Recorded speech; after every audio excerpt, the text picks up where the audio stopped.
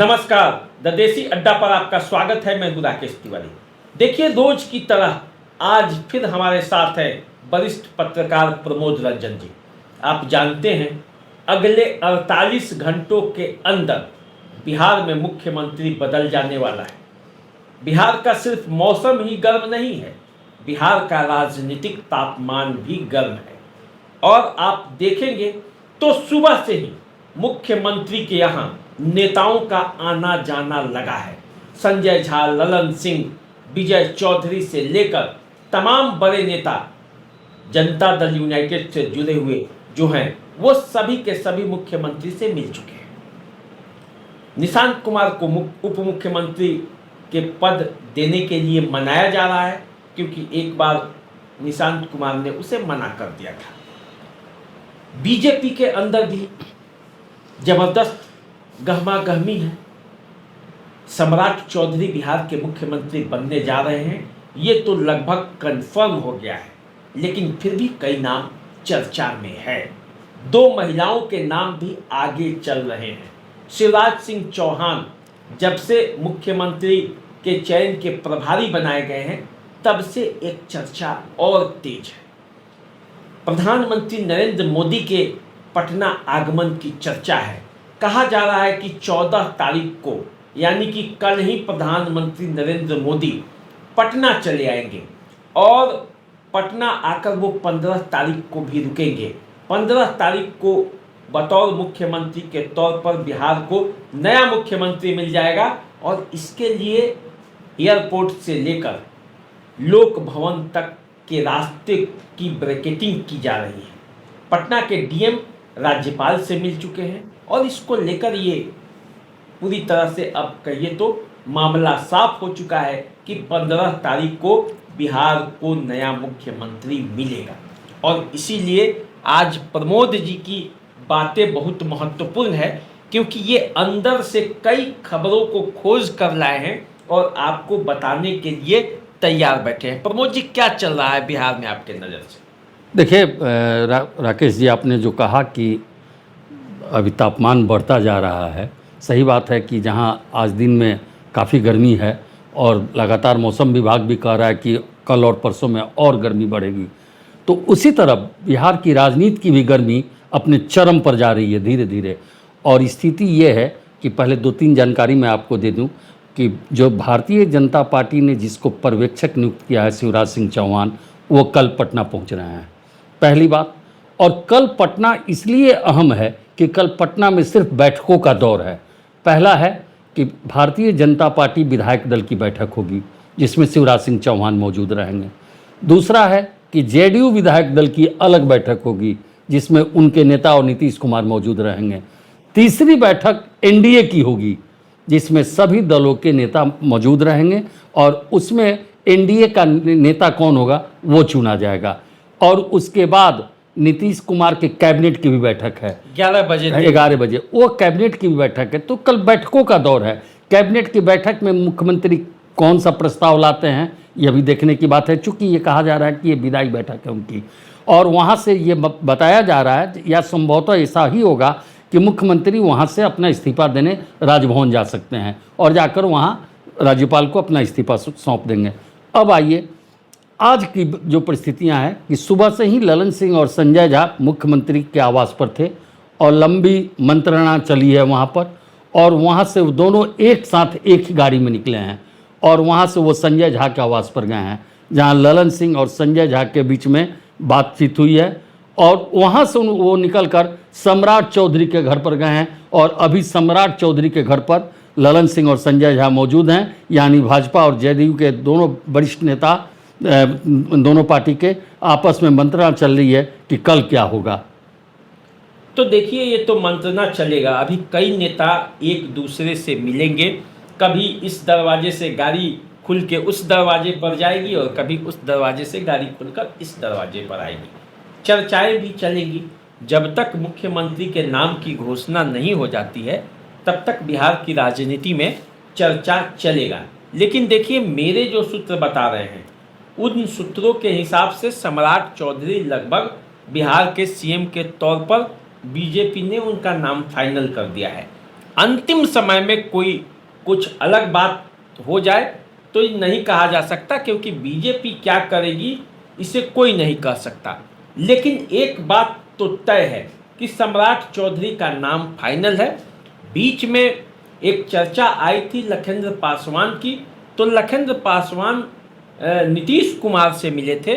14 तारीख को अंबेडकर जयंती के अवसर पर बीजेपी कई कार्यक्रम रखी है। लखनऊ पासवान उन कार्यक्रमों को देख रहे हैं और उन्होंने सम्राट चौधरी और विजय सिन्हा के साथ जाकर उन्हें न्योता दिया था और मुख्यमंत्री को उस कार्यक्रम में भी बुलाया था।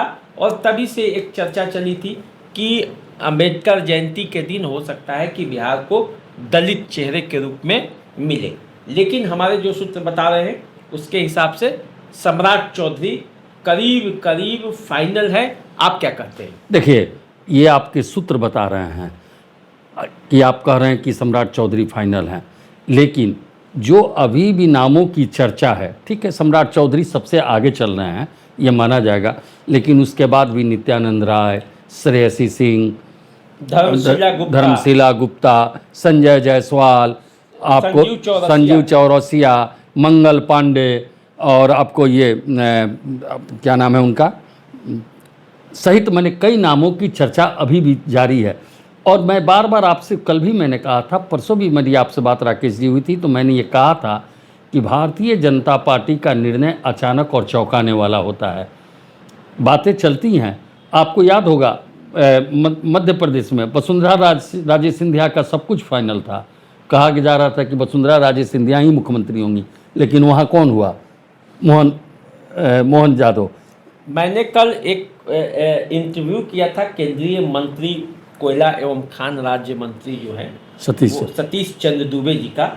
उन्होंने कहा कि बीजेपी कब क्या करेगी इसका पता किसी को नहीं। मुझे भी तभी जानकारी होगी जब आपको जानकारी होगी, क्योंकि इसके लिए बीजेपी का एक अलग सिस्टम है।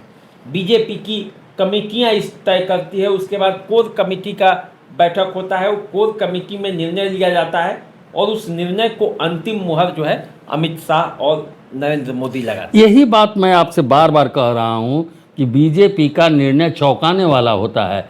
आज ठीक है, हम इस चीज़ को मानते हैं आपकी बातों को कि सम्राट चौधरी विधानमंडल दल के नेता हैं बीजेपी के और उप मुख्यमंत्री हैं, उनकी दावेदारी भी जायज़ है, और सबसे बड़े नेता अभी बिहार में भाजपा के हैं। लेकिन निर्णय क्या होगा, और इसमें भी सबसे बड़ी बात आप ध्यान दीजिए कि पहले से प्रधानमंत्री का आने का कोई कार्यक्रम नहीं था, लेकिन ये अचानक आज 11 बजे फाइनल हुआ है कि प्रधानमंत्री कल शाम आएंगे और लोक भवन में वो रात्रि विश्राम करेंगे और नेक्स्ट डे जो शपथ ग्रहण समारोह होगा उसमें उनकी शिरकत रहेगी।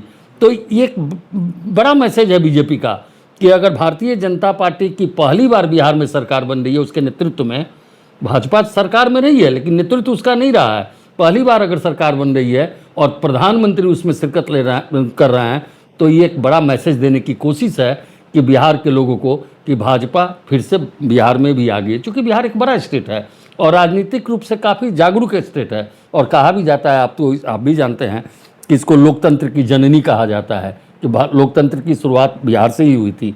तो लोकतांत्रिक तरीके से जिस तरह पहली बार बीजेपी की सरकार यहाँ बन रही है, क्योंकि चुनाव जो हुआ तो रिजल्ट आपने देखा था, स्पष्ट बहुमत भारतीय जनता पार्टी को नहीं आया था, गठबंधन की सरकार बनी उनकी, एनडीए के में जदयू और रामविलास पासवान और उपेंद्र कुशवाहा और सबको मिलाकर जीतन राम मांझी को मिलाकर आज भारतीय जनता पार्टी अगर ड्राइविंग सीट पर बैठ रही है, बिहार के ड्राइविंग सीट पर भारतीय जनता पार्टी बैठ रही है और उसकी सवारी जेडीयू करेगा, जीतन राम मांझी करेंगे, रामविलास पासवान, उपेंद्र, तो ये बड़ी बात है, बिहार के लिए बड़ी बात है और भारतीय जनता पार्टी के लिए भी बड़ी बात है।